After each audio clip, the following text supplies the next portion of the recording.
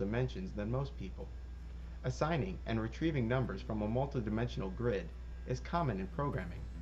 Yet even the common computer user can relate to the idea of separate universes that are intertwined. An easy and probably most fitting way to imagine the situation is to imagine our current world, the physical universe, and the internet, the digital universe. In the physical world, distances are concrete. As a result, not all objects are equidistant. Some locations, being farther away than others, take a longer time to reach. On the internet, the locations are websites, and to arrive at a Chinese website is as easy as arriving to an American one. An email sent from next door may take just as long to arrive as one sent from Tokyo. In this regard, the internet does not respect our notion of space. The internet can be indeed thought of as a separate dimension, a place full of beings both sentient, as in forum users, and non-sentient, like search engines. It also has some semblance of space, because the websites are separate locations, but unlike our world, these websites are all the same distance from you and from each other.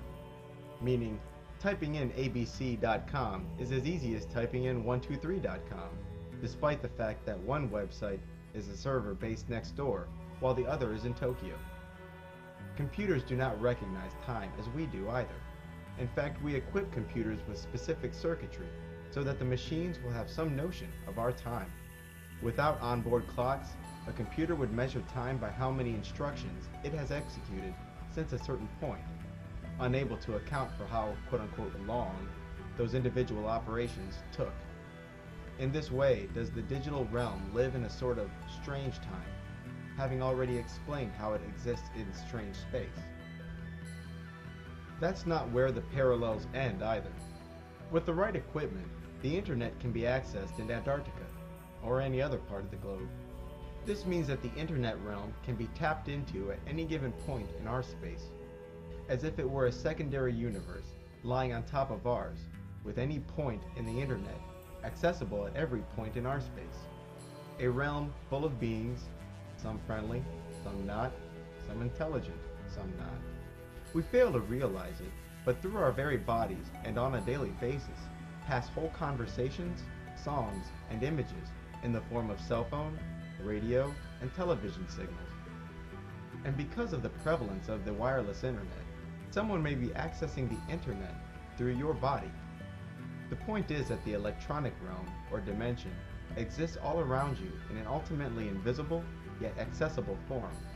But a human can gain no pleasures or powers from this realm without an instrument that quote-unquote plugs into it, like a cell phone, radio, or computer. What you need to plug into the digital world is the same thing a spirit needs to plug into our world, an identity. In order to engage in internet chat or email, one first needs an identity. This identity first begins at the physical interface, which is your mouse, keyboard, and monitor. Your mouse and keyboard convert physical motion into electronic signals that the computer can understand, and your monitor converts the computer's output into something your perceptions can handle, an image. The second part of an identity is regarding who I am not. In the case of the internet, one creates a unique email address or unused username to distinguish their quote-unquote location in the digital realm from the location of others. This location of yours should not be thought of as such, because your email can be retrieved anywhere, even Antarctica. So this location is something that exists at every point in the material world. More parallels follow. The video game and its corresponding video gamer provide us with another excellent example of not only identities and separate universes, but a quantum reality. Imagine for a second a computer character, let's call him DigiGuy, living in a three-dimensional computer world. As this character's learning matures, he starts to notice something strange about his environment. For instance, he discovers that he cannot break objects in space infinitely. Computers store information as numbers. As a result, the coordinate system in the 3D game will be composed of extremely, but not infinitely, small intervals. His world will be loaded with minimum sizes, minimum times, and minimum speeds. Like our universe has the aforementioned Planck length, our digital dweller will discover that objects, and time itself, will appear to tick by. DigiGuy discovers that if he stands at the right part of the map and face the right direction, some objects which are directly in his gaze simply disappear. This was more common in early 3D games. And just like our universe, there are aspects of the video game universe that are downright magical. For instance, after collecting a certain number of quote-unquote points, the gamer buys himself a resurrection, in video game vernacular, an extra life. In a video game, the damage caused by multiple gunshots can be completely and instantly healed by finding a first aid kit. After finding the first aid kit, or whatever the game uses for health bonuses, the kit will simply disappear into thin air, and the player will be instantly healed. Now let's turn our attention away from DigiGuy and to the gamer himself. In order to interact with the universe inside the computer, and thereby derive pleasure from the game, he must first have an interface. This is often a keyboard, mouse, or controller. Secondly, he must have an individual location assigned to him. Unlike email, where the user chooses the name, the video game decides where the main character's information is stored.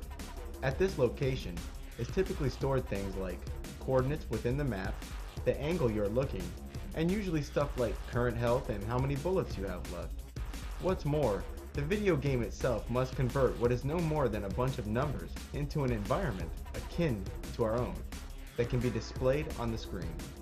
Now that our gamer has an identity within the computer world, he can now interact with DigiGuy. He can now derive pleasure from that universe, or play his game. But what if this game isn't about having fun? What if, instead, the gamer enters the computer universe with the intention of revealing to DigiGuy the nature of his reality? Imagine telling DigiGuy that his entire universe is stored on a rotating disk within a quote-unquote hard drive. Imagine telling DigiGuy that objects whose characteristics are recorded on the other side of the hard drive may be sitting right next to him. Imagine telling DigiGuy that in order for him to experience you in your true, fleshly form, you would be forced to put your finger on the rotating hard drive disks, thereby destroying his universe. Imagine explaining to him that his world is weightless because the hard drive weighs the same whether the 3D universe he lives in is empty or loaded with objects and characters. Imagine banishing the growing notion in his mind that his world has a single random number, but instead numbers that appear random, and that his universe isn't even capable of randomness. Poor DigiGuy. It seemed so permanent, so real. His world included a depth that no flat, rotating disc could ever mimic, or so he thought. Objects that were far, and proved it by being inaccessible without travel. Objects that were close, and proved it by being accessible without travel. In his world, some objects were heavy, and proved it by being hard or impossible to move. Other objects he knew to be light, and he proved it by being moved with ease. And as for the apparent random numbers, nothing more than a computer's onboard clock spitting out an endless series of numbers that are predictable to infinity. First, DigiGuy's story is a good vehicle to imagine two universes whose distances and times have no correlation, and whose beings share different types of quote-unquote flesh. Secondly, the story of DigiGuy is significant because you are DigiGuy. It is you, we, who live in the computer. You're on the inside, looking out. So who's out there?